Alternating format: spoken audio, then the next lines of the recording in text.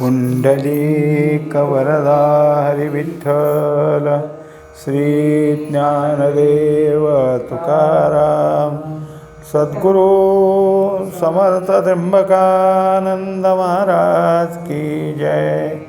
माऊली ज्ञानेश्वर महाराज की जय। जगद्गुरु तुकाराम महाराज की जय। श्री गुरुदेव दत्त। यशास्त्र विधिमुत्सृज्य वर्तते कामकारत न स सिद्धिमवाप्नोति न सुखं न परां गतिं। जे शास्त्र जसं सांगतं त्या शास्त्रविहित विधीला सोडून आपल्या मनाला वाटल तसं जे वागतात त्यांना सिद्धी कुठली मिळत नाही, त्यांचं समाधानही होत नाही, सुखही त्यांना प्राप्त होत नाही आणि त्यांना पुन्हा पुढची गती नाही। ना हे नावडोनी काही कामादिकाचा चिठाई दाटिली जेणे डोई आत्मचोरे। मनुष्य जीवाच्या उद्धाराकरता कितीतरी उपाय झालेले आहेत, शिवाय काय आहे, शास्त्र आहे, संत आहेत, झालं भावना जागे होण्याकरता देवालय आहे, देवमूर्ती आहेत, पण ह्याचा आवडच नाही। मनुष्य कामनेच्या आहारी गेलाय, हे पाहिजे पाहिजे करत करत जे हाव आहे त्याच्याकडं ती काही केल्या संपत नाही आणि त्याच्यामुळं काय होतं की न संपल्यामुळं न मिळाल्यामुळं क्रोध लोभ हे वाढत राहतं। यांच्या सगळ्या अंतःकरणात दाटलेल्या ज्या काही उर्मी आहेत कामाच्या, क्रोधाच्या, लोभाच्या, यामुळं याच्या ठिकाणी आत्मा आहे, आपण आपलं आत्मकल्याण करून घ्यावं, आत्मा प्राप्त करून घ्यावा हा विचारच यांच्याजवळ राहिला नाही। त्यांनी त्या आत्म्याला काय आहे कुठंतरी नेऊन ठेवलं, दडवून ठेवल्यासारखं ठेवलेलं आहे।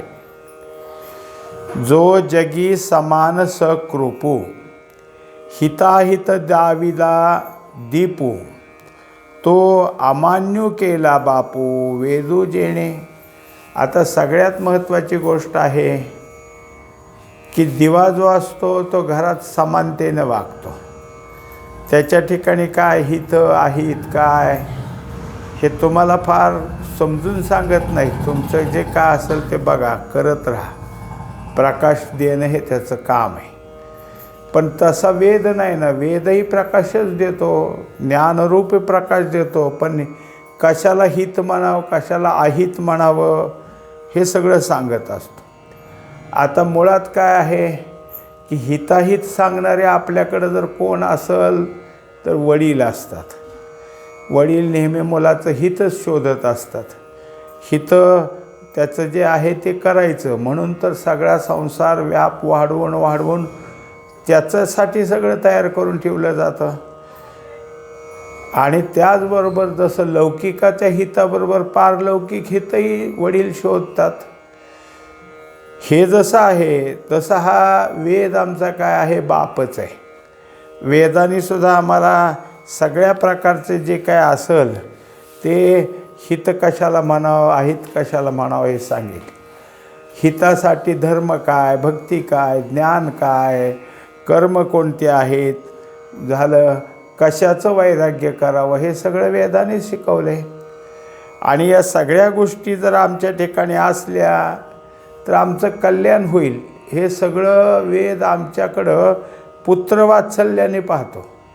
बाप जसा मुलाकडं वात्सल्य रूपाने पाहतो तसा वेद आमच्याकडं पाहतो आणि आमच्या कल्याणासाठीच त्याची निर्मिती आहे। न धरीची विधीची भीड न करीची आपुली चाड वाढवित गेला कोड इंद्रियांचे। आता दुसरी गोष्ट अशी आहे की विधी पाळला की मनुष्याच्या ठिकाणी संयम आला, कारण विधी काय करतो तर विधी तुम्हाला जे गरजेचं आहे आणि जे मान्यता प्राप्त आहे तेच घ्यायला सांगतो, तेच करायला सांगतो. पण इथं कामनेचा एवढा जोर आहे की त्याला जे पाहिजे असतं ते पाहिजेच असतं. त्याच्यात विधी जर ते करू नका म्हणत असलं तर ह्याला पाहिजे ना. त्यामुळं वेदाने आम्हाला काय सांगितलं, वेद विधी कसा शिकवतो ह्याची भीड ठेवत नाही.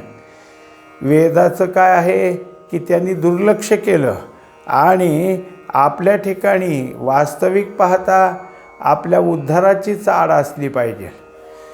पण होतं काय तर वाढवित गेला कोड इंद्रियांचे.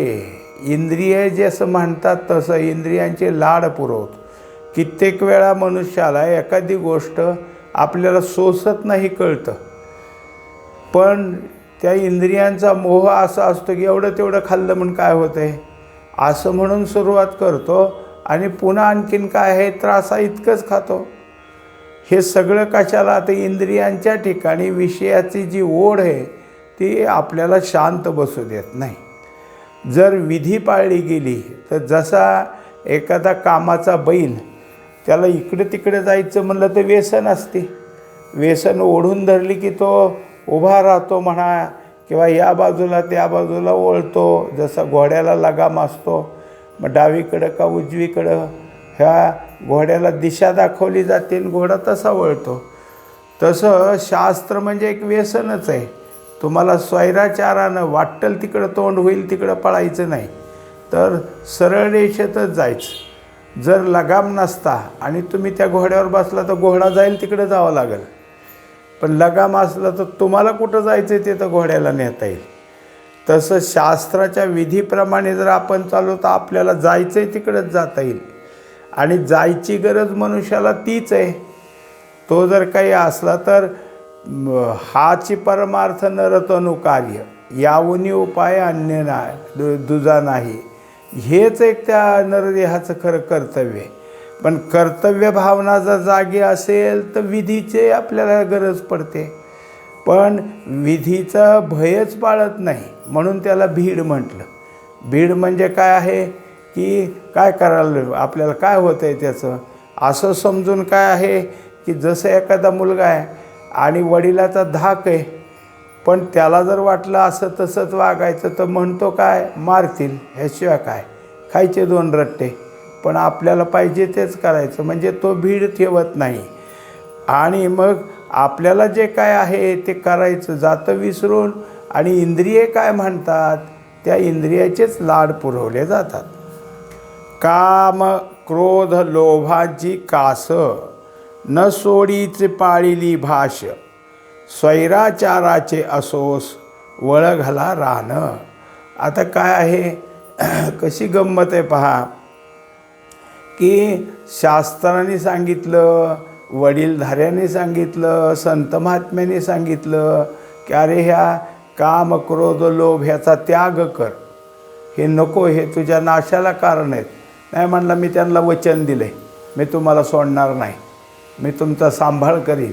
मग आता त्यांचं वचन कसं मोडू. म्हणजे तो काय करतो की जसं काय आपण त्यांच्या व्रतस्थ आहोत काम क्रोध लोभाच्या आणि तेच पाळायचं असा विचार करून मग त्यांच्याच प्रमाणे ते जसं करतील तसं वागल्यामुळं त्याच्या ठिकाणी स्वैराचार म्हणजे जे काही आचरण आहे ते स्वैर होतं आणि त्याच्या ठिकाणचं वागणं झालं. म्हणजे मग कसं आहे की वळघाला रान. जसं मनुष्य रस्त्यानं चालला तर रस्ता कदाचित वळणाचा असेल, कदाचित खाचखळग्याचा असेल, पण रस्ताच आहे की तो. आणि रानाने हिंडलं तर काय कुणीकडे चाललो आहे काहीच कळायचं नाही. तसं स्वैराचार म्हणजे सगळ्या ओसाड रानातूनच फिरणे, त्याला दिशाच नाही, इकडं रगा इकडं जायचं का इकडं जायचं, फिरत राहतो. तो सुटकेची वाहनी मग पिओन लाहे पाणी, स्वप्नीही ते कहाणी दुरीच तया. आता कालच्या श्लोकात तेच दिलतं की कामक्रोधाच्या आहारी गेलेला जो कोणी आहे तो याच्यातनं सुटल असं होत नाही. कारण कामना एक अशी की मरेपर्यंत तुमच्याबरोबर राहते. मरतानाही बरोबर येते आणि मेल्यावर पुन्हा म्हणते आता आहे की मी तुझी सोबत. म्हणजे कामनेमुळं तर जन्म आला आणि नंतर ती पूर्तता करण्याकरता दुसरा देह घेतला. त्याचप्रमाणे पुन्हा अजून वर्तन सुरू झालं. म्हणजे मग या कामनेनं आम्हाला कधीच सोडलं नाही आणि सुटायचा विचार ह्याच्याजवळ कधी आला नाही. याने कधी ते मनातसुद्धा आणलं नाही की आपल्याला हे नको, आता ह्याच्यातनं आपल्याला बाहेर पडलं पाहिजे, असा मनुष्य जीव विचार करत नाही. कारण आज बाकीचं राहू द्या, आपल्या भारतापुरतं जरी लोकसंख्या पाहिली तर कितीतरी झाली. आता त्यातले किती टक्के लोक परमार्थ करत असतील?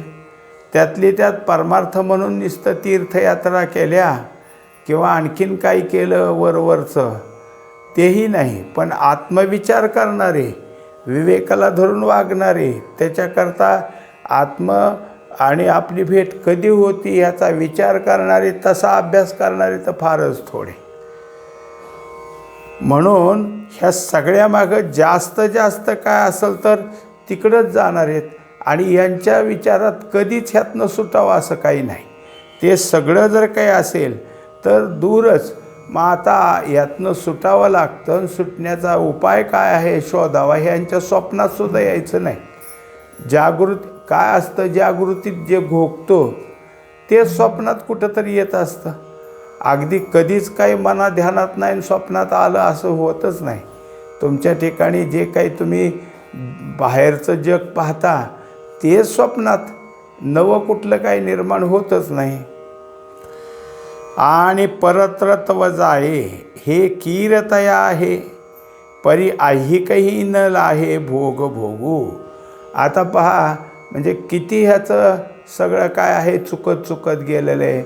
ह्याच्या ठिकाणी या कामक्रोधा लोभामुळं अंतःकरणात नेहमी चंचलता आहे आणि कधीच पुण्यकारक काम होत नाही, सुकृत होत नाही.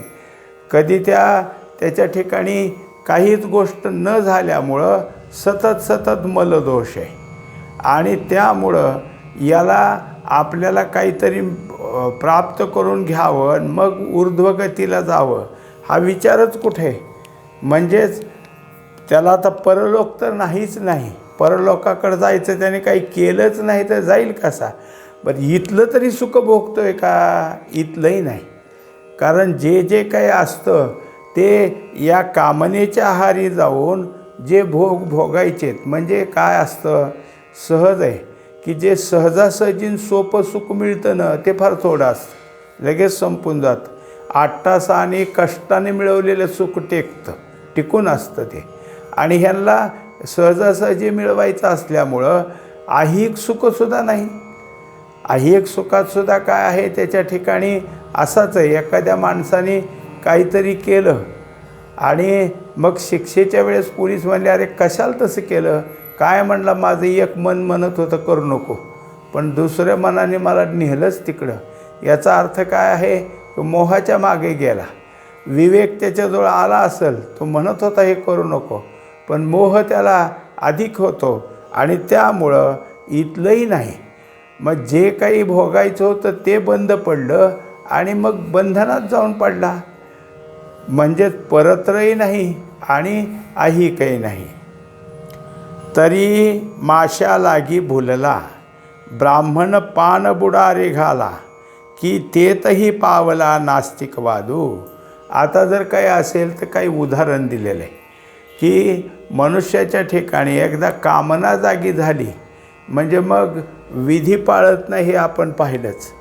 आणि काय असावं कसं असावं ह्याचा तर काही धरबंध नाही. त्याला स्वतःच्या ठिकाणी त्या कामनेमुळं स्वतःची जी काही बाळगायला पाहिजे ती लाज बाळगत नाही, समाजाची लाज बाळगत नाही. धर्मशास्त्र तर त्याचं गेलं कुणीकडं. उदाहरण काय दिले माऊलीनी, एक ब्राह्मण आहे आणि हौस कशाची त्याला, मासे खायची. आता काय करायचं, ह्याला कसे पकडायचे आणि काय असते हे काय माहिती. मग कोळ्याच्या घरी गेला, तिथं असतेत म्हणून. म्हणजेच काय झालं की त्याच्या ठिकाणी ती जी काही त्याला लागलेली कामना आहे, त्याच्या मनात जी काही इच्छा निर्माण झाली त्याच्यासाठी त्यांनी कोणाचीही पर्वा न करता तिथे गेला आणि मग जे काय असेल त्याचा आहार घेतला किंवा नाही, काय असेल ते असेल. मग दुसऱ्यानं जर विचारले का तुला काय कळतं का, कशाचं काय म्हणलं, काय देव आहे का, अमुक आहे का तमुक, मग नास्तिक. म्हणजे देव वेद काहीच मानायला तयार नाही.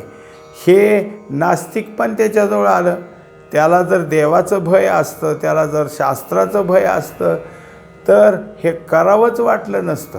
एखाद्या वेळेस त्याच्या ठिकाणी ह्याची कुठंतरी इच्छा निर्माण झाली तरी तो मनात म्हणाला असतं हे योग्य आहे काय, हे असं करायला नको, असं झालं असतं. पण त्याला त्याच्या ठिकाणी काही नाही राहिलं आणि मग असा विरुद्ध वागत गेल्यामुळं त्याच्या ठिकाणी नास्तिकपणाचा त्याचा ठपका लागला. तैसे विषयांचे निकोडे जेणे परत्रा केले उभडे, तव तोच आणखीकडे मरणे नेला. आता जर काय असेल तर विषयभोग जर हे सतत राहायला लागले तर हे जे काही आहे परलोक, काही का असेना स्वर्गात गती आहे. तुम्ही तिथे गेल्यावर तुम्हाला जे काय असेल ते पुण्यभोग भोगायला मिळतो, हे शास्त्र सांगतच आहे. पण पुण्य असलं तर जायचं आहे ना, पुण्याची पाऊटी सरे. आता हे जर माघारीच यायला लागले तर पण पुण्य होतं म्हणून गेलते ना, याच्याजवळ ते नाहीच. मग तो कसा स्वर्गाला जाईल, तो कसा परत परलोकाला जाईल. तर त्याने परलोक तो सोडूनच दिला, त्याला त्याने बाजूलाच टाकलं आणि विषय भोगायला लागला. इतकं विषयाच्या आहारी गेला की त्यामुळं त्याच विषयाने त्याला मरण आणलं. कारण काय आहे की असं सांगतं शास्त्र की आपल्याला वाटतं आपण विषय भोगलेत, पण शास्त्र म्हणतं विषय तुम्हाला भोगतोय. जितके विषयाची तुमच्याकडं अधिकता तितकं तुम्हाला ज्या इंद्रियद्वारा तो विषय भोगताय ते इंद्रिय नष्ट होईल. जर तुम्हाला सतत काहीतरी दृश्य पाहायचं आहे, सिनेमा आहे, टी व्ही आहे, अमुक आहे, काही दिवसानं डोळे बिघडतात. मग पाहायचं दिसत नाही, कारण त्याला सतत प्रकाश झोताकडं बघायची सवय ठेवली. जसंच कर्णकर्कश अगदी कानाचे ऐकायचं म्हणलं तर काही दिवसांनी ऐकायला यायचं नाही.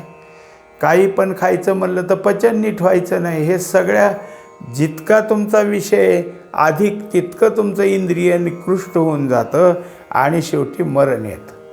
म्हणजे मग हे जे काही आहे विषय त्यांनी बाहेर तर जाऊ दिलं नाहीच, परलोक तर नाहीच नाही, पण सगळ्यात महत्त्वाचं तर मरणाकडं मात्र नेलं.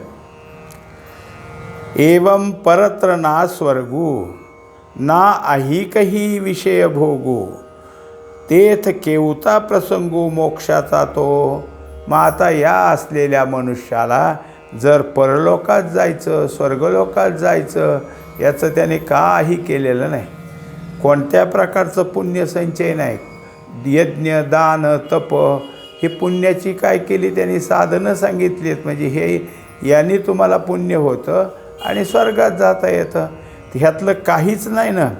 बरं हिथं राहून अहिक लोकात म्हणजे या इहलोकात राहिला तरी विषयाच्या भोगामध्ये सर्वस्वी विषय भोगायला मिळाला असं नाहीच. त्याच्यातसुद्धा काय होतं त्याला की मग मिळालं न मिळालं काही असं आहे. कित्येकदा आपल्याला ठरवलं तोच विषय मिळतो असं नाही. मग कशावर तरी दुसऱ्या ह्याच्यावर त्याची आपल्याला काय आहे की इच्छा भागवावी लागते. जे पाहिजे ते नाही मिळालं तर त्याच्यासारखं दुसरं. जसं आता ह्याचं जे काय आहे म्हणजे आपल्या सोन्याचे दागिने एखाद्या महिलेला मिळालेच नाहीत, इच्छा आहे, मग त्याने आपले बेनटेक्सचे घालायचे. मग त्याच्यामुळं काय झालं, हाऊस फिटली ना. ते तेवढ्यापुरतं आता काय 1% सोनं त्याच्यावर किंवा पाणी फिरवलेलं आहे तेवढंच, पण तिला वाटायला लागलं की आपली हाऊस फिटली. मग तसं विषयभोगामध्ये विषय तर प्राप्तीचे झाले नाही, पण विषयाची नक्कल जी काय असेल तीच भोगत राहिला. आणि मग हे सगळं करता करता त्या भोगामध्येच आयुष्य गेल्यावर मोक्षासाठी काय केलं, मोक्षप्राप्तीचं काहीच केलं नाही.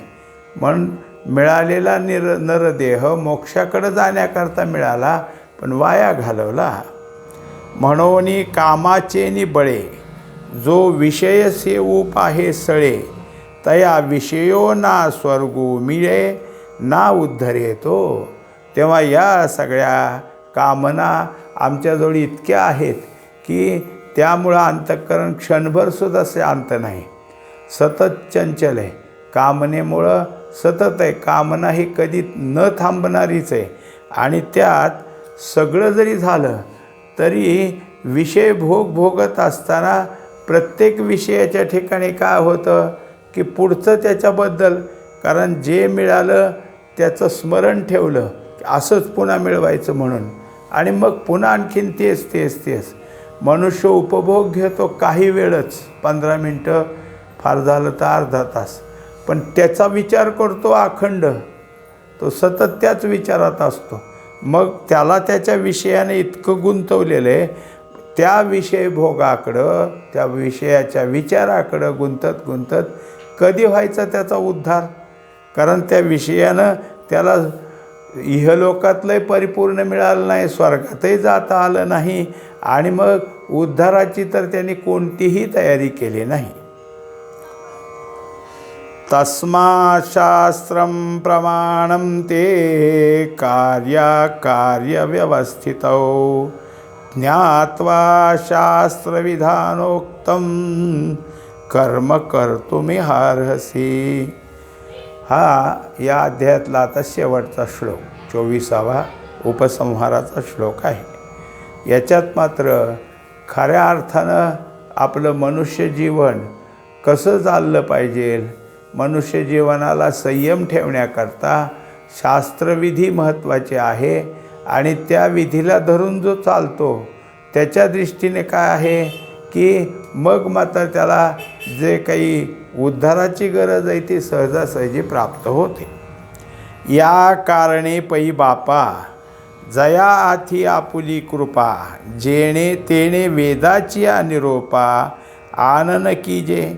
आता याच्याकरता असं दाखवून देतात की अर्जुनाला म्हणाले, हे बाबा, की जो आपल्या ठिकाणी जे काही कृपायुक्त आहे, ज्याची कृपा व्हावी लागते, तिकडे जर तो गेला, दुसरा त्याने काय न पाहता, म्हणजे सगळ्यात जसं काय आहे संत कृपा, बाकी ईश्वराची कृपा, हे जितके दोन गोष्टी महत्त्वाच्या आहेत तितकी शास्त्रकृपा महत्त्वाची. कारण शास्त्रकृपेशिवाय संत म्हणजे काय आणि ईश्वर म्हणजे काय हे कसं कळायचं? अगोदर शास्त्र, अगोदर ओळख करून घ्यावी लागेल, आणि मग ओळख झाल्यावरच तुम्हाला ईश्वर होईल. ईश्वर जसं एखाद्या माणसाची ओळख नाही आपली, आणि आपलं तर त्याच्याकडं काम आहे, तो जवळून गेला आपल्या तरी आपल्याला माहीत व्हायचं नाही, कारण त्याची ओळखच नाही ना. जर त्याची ओळख अगोदर असती तर जे काही ओळखीत लक्षण आहेत ती समोर बघितल्यावर कळालं असतं, तर तुम्ही तेच कहो असं तरी म्हणता आलं असतं ना. ओळखीशिवाय काय करायचं? तेव्हा त्याच्याकरता सगळ्यात जास्त ईश्वराची म्हणा, संतांची म्हणा, आणि आपल्या उद्धाराची कोण ओळख करून देत असेल तर शास्त्र करतं. म्हणून वेद जो आहे त्या वेदांनी आम्हाला निरोप पाठवला आहे की तुम्ही शास्त्राशिवाय आणि काही करू नका. जे काही असेल ते जे काही शास्त्र सांगतंय तेच, त्याच्याशिवाय दुसरं काही करायचं असं नाही, आणि त्यातच आत्महित आहे. जर हे सोडून जर आपण काय करत असेल तर वेदाचा अनादर केला, मग आदर केला नाही, अनादर केला. म्हणून मग हे जे काही असेल तर वेदाचा आदर करण्याकरता वेद काय म्हणतो, म्हणजे शास्त्र काय म्हणतं तसंच आपलं आचरण ठेवावं. पतीच्या मता अनुसरोनी पतिव्रता अनायासे आत्महिता भेटेची ते. आता एकंदरीत काय झालं की काही गोष्टी कशात पहा की काहीला साधन सचोटीचं पराकाष्ठेचं करावं लागतं, आणि काहीला अत्यंत वेगळ्या पद्धतीचं साधन केलं तरी त्याचं तरी उद्धार होतो. म्हणून सांगितलं की पती जर असेल तर पतीला शास्त्र काय म्हणतं, शास्त्राचं साधन करावं लागतं, पण पत्नीने त्याची सेवा केली तरी ती उद्धरून जाते. कारण का, तर त्याच्या ठिकाणी कोणती गरज आहे. अनुसरो आणि पतिव्रता, पतीचं जे मत आहे त्याप्रमाणे जे अनुसरण करते तिला दुसरं काही गरज नाही, ती शास्त्रच सांभाळते. शास्त्राने हे सांगितलं आहे तेच सांभाळते. त्यामुळं तिचा अनायासा आत्महित होतं. आता काही वेळेला कसं आहे, एक कहोल नावाचे ऋषी होते आणि ते रोजचं आपलं त्यांचं म्हणत असताना थोडंसं त्यांचं काय व्हायला लागलं, शब्द चुकायला लागले श्रुतीतले म्हणताना. मग त्यांच्या बायकोने सांगितलं, अहो चुकतं हे, नीट म्हणा. मग त्यांना राग आला, माझी चूक बायकोनी काढावी का, असा राग आला.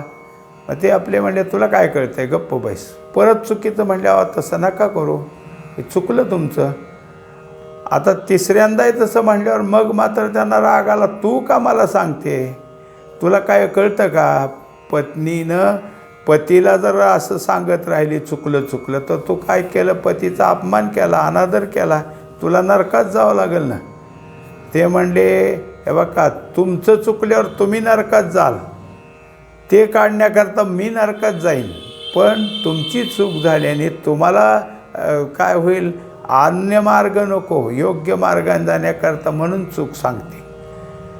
आता हे त्यांना रागच आला, त्यामुळं ती त्यावेळेस गरोदर होती तरी तिला शाप दिला, तुझ्या पोटात बाळ ते 8 ठिकाणी वाकडं होईल म्हणून. एकंदरीत काय आहे की जे काही आपल्या हिताचं आहे ते हित न जाणता उगीचंच काहीतरी करणं. पण जर पतिव्रता आपल्या पतीच्या मताला अनुसरून वागत असेल तर तिने काय आहे, आत्महित साधल्यासारखं आहे. ना तरी श्री गुरु वचना दिठी दे तू जतना, शिष्य आत्मभुवना माझी पैसे. आता तेच उदाहरण इथं आलं की हे शास्त्र ते शास्त्र ते शास्त्र, अनेक शास्त्र पाठांतर केली, सगळ्या गोष्टी धुंडाळल्या. यापेक्षा श्रीगुरू काय सांगतात तेवढं केलं तरी तुम्हाला सगळं केल्यासारखं आहे. म्हणून त्यांनी जे काही दिले ते जो शिष्य मनात ठेवतो, त्याचं जतन करतो, त्याप्रमाणे त्यांनी सांगितल्याप्रमाणे वागत असेल तर तो आत्मभुवना म्हणजे जिथं आत्म्याचं घर आहे तिथंच जाईल.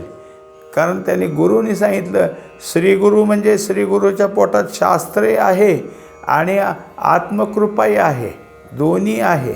मग गुरुकृपेच्या ठिकाणी आत्मकृपा आहे आणि शास्त्रकृपा आहे. जर दोन्ही अपयसा मिळालं तर शास्त्र धुंडाळण्याचं काय काम आहे. एक ते जे सांगतात तेच करायचं. हे असो आपुला ठेवा, हाता आथी जरी यावा, तरी आदरे जेवी दिवा पुढा कीजे. आता जर रात्रीची वेळ असेल आणि आपलं कुठं वस्तू ठेवली ती जर शोधायची असेल तर तुम्हाला दिव्याचा मान राखावाच लागेल. दिवाच महत्त्वाचा आहे. त्याला विजू न देणे किंवा त्याची सगळ्या प्रकारे काळजी घेणे हे केलं तरच रात्रीच्याला वस्तू दिसेल. वस्तू शोधायला जसं दिव्याच्या प्रकाशाची गरज आहे, दिव्याच्या प्रकाशानंच वस्तू शोधता येते. म्हणून दिव्याचा आदर करणं हे जितकं गरजेचं आहे तितकंच तुम्हाला मग ती वस्तू भेटेल. एरवी ती अंधारात वस्तू सापडणार नाही. तैसा आशेषाही पुरुषार्था, जो गोसावी हो म्हणे पार्था, तेने श्रुती स्मृती माथा बैसणे घापे. तेव्हा हे जे काही आहे धर्म अर्थ काम मोक्ष हे जे पुरुषार्थ आहेत हे प्राप्त होण्याकरता जर कोणताही यातला असू द्या, धर्म असो अर्थ असो काम मोक्ष, चारही पुरुषाप्रती कुठलाही तुम्हाला प्राप्त करून घ्यायचा असेल तर श्रुती आणि स्मृतीची गरजच आहे. ते दोन्ही आहेत. त्यांनी सांगितलं की त्यांना तो काय शिरसावंद्य मान, डोक्यावर डोकं जसं आपण जे काही मान्य असतं ते डोक्यावर घेतो तसं शिरसावन्य मान, तरच तुला ह्यातले कोणते असतील ते पुरुषार्थ प्राप्त करून घेता येतील. पहिला म्हणा, दुसरा म्हणा, तिसरा म्हणा किंवा चौथा, हे सगळे पुरुषार्थ प्राप्त करून घेण्याकरता श्रुती आणि स्मृती ह्यांचीच गरज आहे. त्यांनाच मान्यता द्यावी, त्यांना वंदनीय ठरवावं आणि त्या निष्ठेनं आपण जर काही केलं ते प्राप्त होईल.